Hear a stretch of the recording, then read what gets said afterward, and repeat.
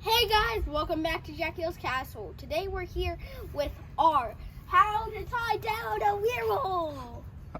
All right. So we did a video last year with just the Inferno Pumpkin. And this year we got a werewolf, and I learned a few things last year. So I thought it was time for an update video.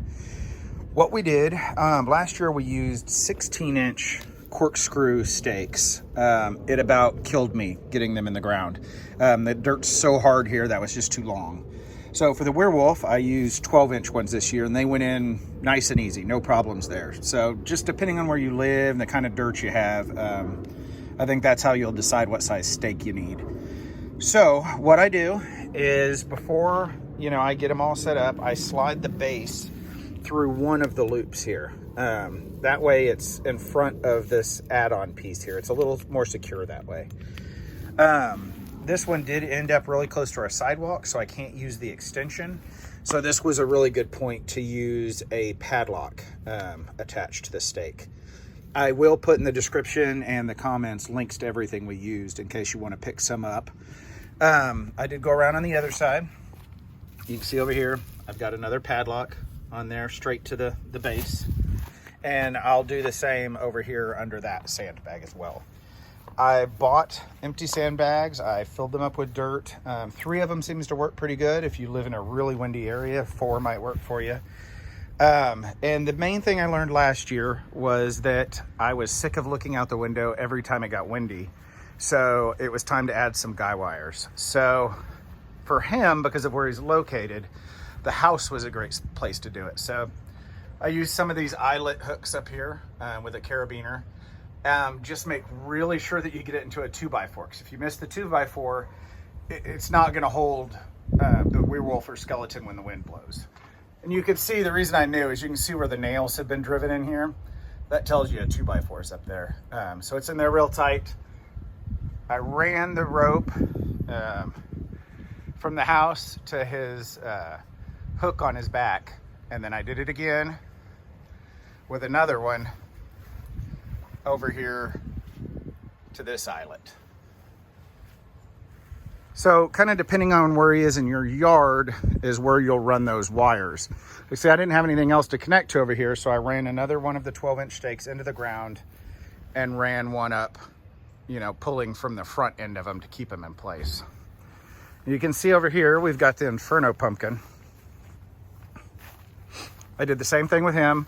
I'm missing a couple hooks, so I've only got one of the guy wires up on this one right now. What I plan on doing is through his waist, around his waist here, I'm going to run 2 more lines out to a couple stakes in the ground in front of him just to keep him really secure. We did him the same way.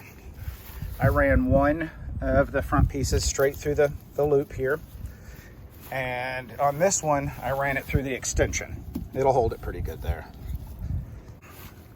On the back one, got another one back here. I did use a chain for right now.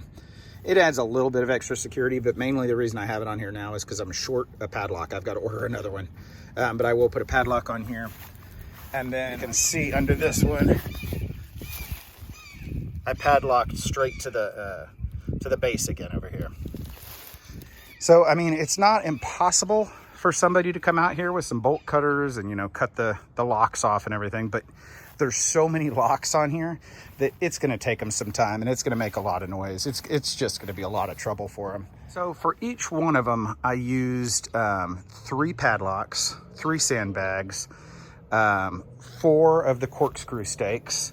You may want more depending on how you do your guy wires, whether you hook them to your house, to, a tree trunk, or, straight to the ground. If you do it straight to the ground, I'd recommend 3 extra corkscrew stakes, length depending on how hard your dirt is.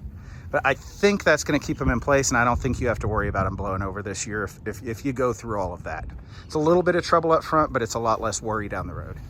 So this should also work for the 12-foot skeleton. It should work for the new witch, the phantom maybe as well. He's a little bit taller, so he may take a little bit more. Make sure you take a look down at the comments and in the description, and I will put links to everything that we used.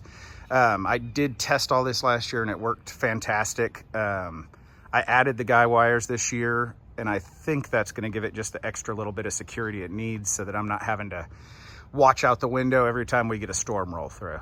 So good luck securing your 12 footers. Keep an eye out for any more updates. Please like and subscribe. Bye.